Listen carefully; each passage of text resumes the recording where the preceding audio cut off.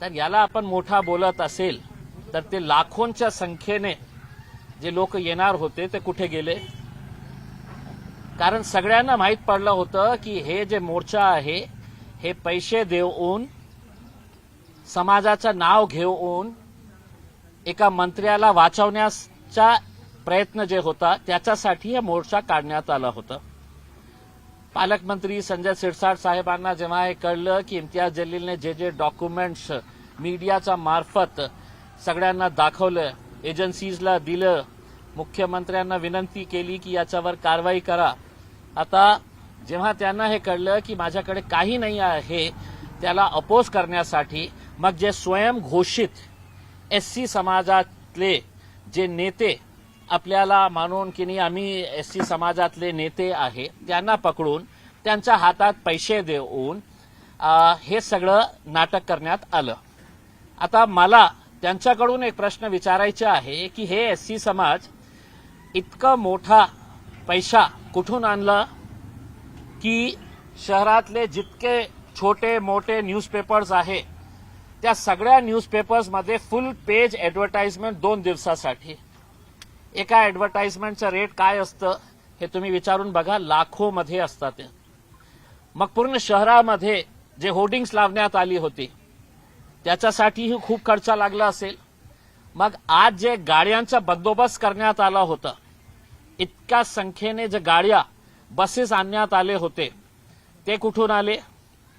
मग जे लोकांना पैसे वाटण्यात आलं होतं 300-500 रुपये देऊन, आपल्या समाजाला याच्या बाबतीत विचार करण्याची वेळ आलेली आहे की असा आपल्या समाजाच्या आई बहिणीला आपण पैसे देऊन खोटं रिझन दाखवून त्यांना आपण रस्त्यावर बोलवत आहे।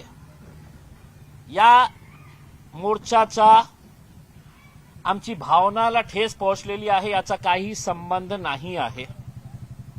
आणि दुर्दैवाने मला हे पण सांगायचे आहे की काही मीडियाची मी बातमी जेव्हा ऐकत होतो तर इम्तियाज जलीलने भावना दुखावणाऱ्या ते शब्दाचा वापर केला होतं।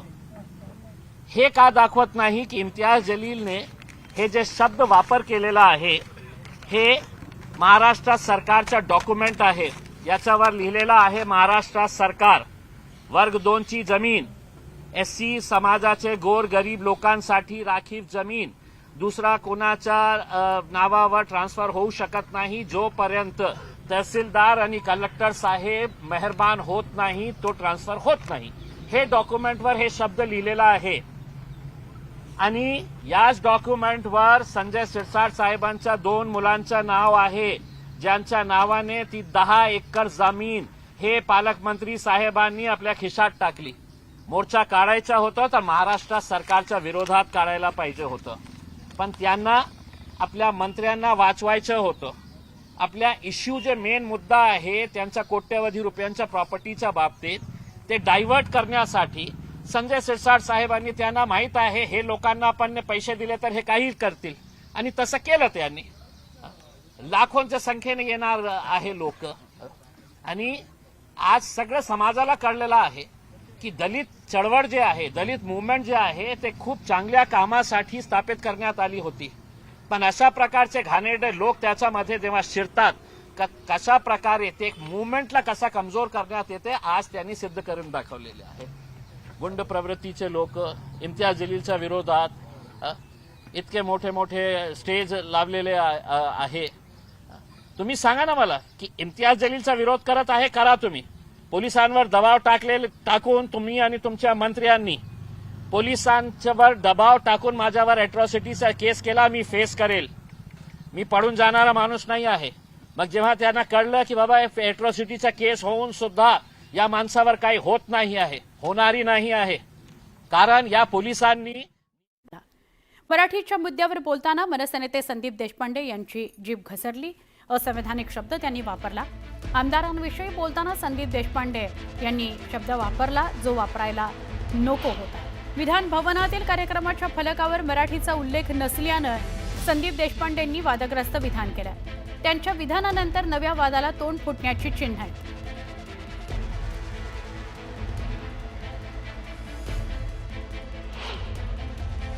आज विधान भवनात एक कार्यक्रम पार पडलाय, राष्ट्रीय स्तरावरचा कार्यक्रम महाराष्ट्रात मुंबईत पार पडतोय, सगळे नेते मंत्री महोदय त्या ठिकाणी, पण त्याच्यावर असलेला जो बॅकड्रॉप आहे त्याच्यावर फक्त इंग्रजी आणि हिंदी या भाषेतच आशय आहे, मराठी भाषेतला आशय पाहायला मिळाला. मला तर वाटतं हेच तर दुर्दैव आहे.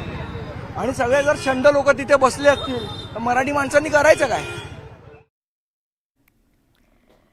तर आपल्याला जो फलक दिसत होता त्या फलकामध्ये मराठी भाषा वापरली नव्हती आणि त्यावरून हा विषय सुरू झाला.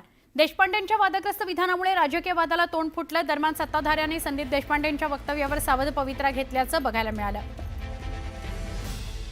याला पार्श्वभूमी ही की सत्ताधारी मनसेला आपल्या सोबत घेण्याकरता उत्सुक आहेत, तशा चर्चा आणि तयारी सुरू आहे आणि त्यामुळे सावध पवित्रा घेतलेला आहे सत्ताधाऱ्यांनी. यावर कोणी उघडपणे बोललं नाही. संदीप देशपांडे यांनी शंढ हा शब्द वापरला आणि त्यामुळे नव्या वादाला तोंड फुटलेलं आहे. तिकडे विधान भवनामध्ये सगळे शंढ बसलेले आहेत आणि म्हणून कोणी आक्षेप घेतला नाही, मराठी भाषेत फलक लावलेला नाही यावर कोणी आक्षेप घेतला नाही असं त्यांनी म्हटलं. पण त्यांनी नंतर या विषयावर सारवासारव सुद्धा केली. मी कुठल्या व्यक्तीला उद्देशून हा शब्द वापरलेला नाही, तर तो एका वृत्तीविषयी शब्द वापरलेला आहे असं संदीप देशपांडे म्हणाले. त्याच्यावरनं मनसेने अशी हरकत घेतलेली आहे की मागे फ्लेक्स होता त्याच्यामध्ये हिंदी आणि फक्त इंग्रजी भाषेचा उल्लेख होता, मराठी मातृभाषेचा उल्लेख नव्हता आणि याच्यामुळं कुठला फ्लेक्स कार्यक्रमाच्या पाठीमागे जे उभा हा खरं म्हणजे लोकसभा आयोजित हा कार्यक्रम आहे, लोकसभेने आयोजित केलेला आहे आणि जे राज्य सरकार कार्यक्रम आयोजित करते त्यामध्ये तुम्हाला माहीत आहे सगळ्यात मोठा मराठी असतो आणि मराठी राहणार.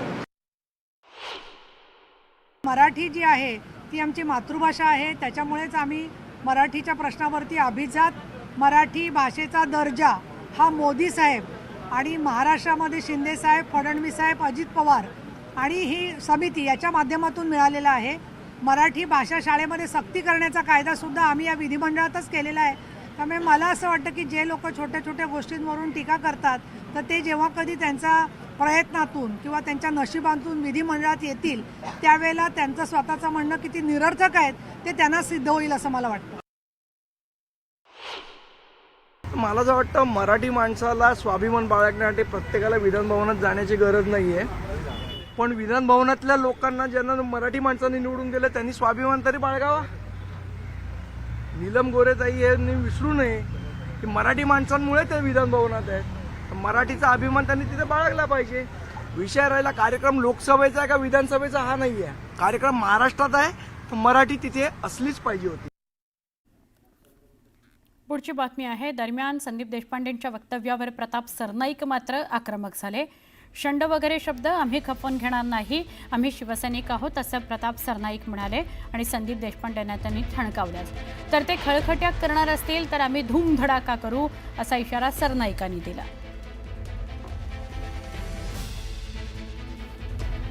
मराठीचा कोणीतरी आव आणून ह्याच्या त्याच्यावर आरोप करायचा आणि लोकप्रतिनिधींना शंड वगैरे म्हणायचं हे सहन आणि खपवून घेतलं जाणार नाही. शांत आम्ही बसलोय तोपर्यंत शांत बसू द्या, नाहीतर आम्ही सुद्धा शिवसैनिक हे दाखवून देऊ.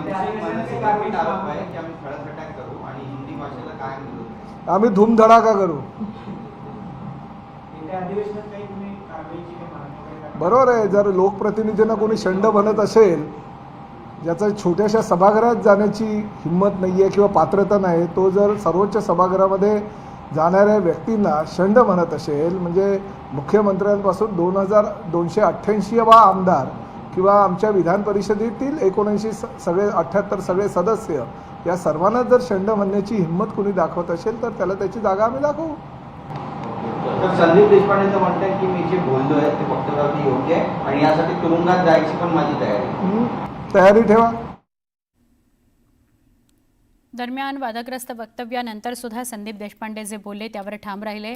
आरोप प्रत्यारोपानंतर संदीप देशपांडे वक्तव्यावर ठाम आहेत. जेलमध्ये जायची माझी तयारी असं म्हणतायत. हक्कभंगाला सुद्धा मी सामोरं जाईन असं ते म्हणाले.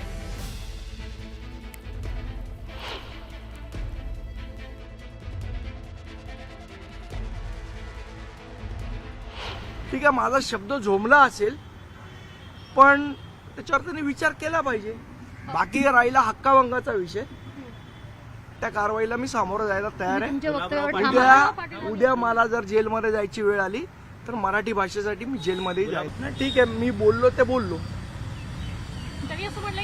आणि मी कुठल्या व्यक्तीला बोललो नाही, मी त्या वृत्तीला बोललोय. ती वृत्ती शंडपणाची आहे, त्या वृत्तीबद्दल बोललोय, व्यक्तीबद्दल बोललेलं नाही.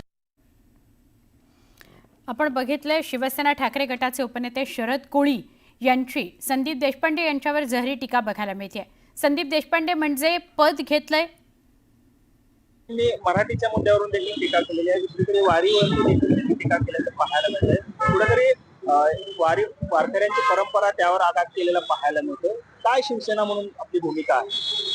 खरं तर अब्बू आझमी, तुम्ही दुसऱ्या कुठल्याही राजकीय विषयावर बोलला असता तर आम्ही खपवून घेतलं असतं, परंतु तुम्ही पांडुरंगाच्या वारीवरती बोललाय, तुमचंही खपवून घेतलं जाणार नाही. अब्बू आझमी ज्या पद्धतीने बोललाय त्या पद्धतीनं कोल्हापूरची कातडीची चप्पल आणून अब्बू आझमीचं तोंड फोडल्याशिवाय शिवसैनिक. शरद कोळी अबू आझमींसंदर्भात बोलत होते. संदीप देशपांडे संदर्भातही प्रतिक्रिया त्यांनी दिलेली आहे, ती आपण बघूयात. आत्ता पुढच्या बातमीकडे वळतोय. राज्यातील शिवसेना पक्षात फूट पडून आता 3 वर्षांहून अधिक काळ लोटलेला आहे. मात्र दोन्ही पक्षातील नेत्यांकडून एकमेकांवर टीका काही थांबताना दिसत नाही. अशातच गुलाबराव पाटलांनी संजय राऊतांबाबत एक धक्कादायक विधान केलंय. शिवसेना बंडाच्या वेळी संजय राऊत हेच सगळ्यात आधी फुटणार होते. शिवसेना हायजॅक करायचा प्रस्ताव संजय राऊतांनीच आधी मांडला होता, असा खळबळजनक दावा केलाय राज्याचे मंत्री आणि शिंदेंच्या शिवसेनेतले वरिष्ठ नेते गुलाबराव पाटील यांनी. त्यावर संजय राऊतांनी उत्तर दिलंय. गुलाबरावांच्या खात्यात 40-50 कोटी रुपये जमा झाले होते, त्यामुळे ईडी सीबीआय अटक करेल या भीतीने गुलाबराव पाटील कापत होते, म्हणूनच गुलाबराव पाटील शिंदे गटात सहभागी झाले, असं प्रत्युत्तर राऊतांनी दिलंय. तर जे लोक पक्षाचे तुकडे करून बाहेर निघाले त्यांच्यावर विश्वास ठेवणं म्हणजे चोरांच्या कृतीवर इमानदारीचा शिक्का मारल्यासारखं आहे, अशी प्रतिक्रिया विजय वडेट्टीवार यांनी दिली. मी त्यावेळेसही सभेत बोललो होतो, परवाच्या ज्यावेळेस सभा झाली त्यावेळेस, की हायजॅक करण्याचा यांनी प्रस्ताव एकनाथ शिंदेंकडे मांडला होता. तो त्यावेळेस एकनाथ शिंदेने नाकारला होता. संजय राऊत हे सगळ्यात पहिले फुटणार होते, पण ते थांबले. गुलाबराव पाटील किंवा शेवटच्या टप्प्यामध्ये त्यांच्या खात्यामध्ये काही 40-50 कोटी रुपये जमा झाले होते कुठून तरी, विचारा त्यांना. आणि त्याच्यामुळे मला आता ईडी किंवा सीबीआय अटक करू शकते या भीतीने ते थरथरत होते, मला माहिती आहे. विचारा त्यांना. त्यांच्या बँकेत त्यांच्या खात्यात जी रक्कम जमा झाली त्या संदर्भात गुन्हा दाखल होईल आणि तो गुन्हा दाखल झाल्यामुळे मला अटक होईल, त्याच्यामुळे मला जावं लागेल असं सांगणारे हे पाटील होते. सगळ्यांना म्हणजे स्वर्गात गेल्यावर माहिती होईल की नरकात गेल्यावर माहिती होईल, हे आता त्यानंतरच या संदर्भात शोध घेता येईल असं मला वाटतं. कुठेतरी एक निवडावा, नरक निवडावा किंवा स्वर्ग निवडावा, म्हणजे त्याची माहिती यांच्यावर काय विश्वास ठेवायचा. ज्या लोकांनी पक्ष तुकडे करून बाहेर पडले त्यांच्या वक्तव्यावर विश्वास ठेवणं म्हणजेच चोरावरच्या कृतीवर इमानदारीचा शिक्का मारणं आहे.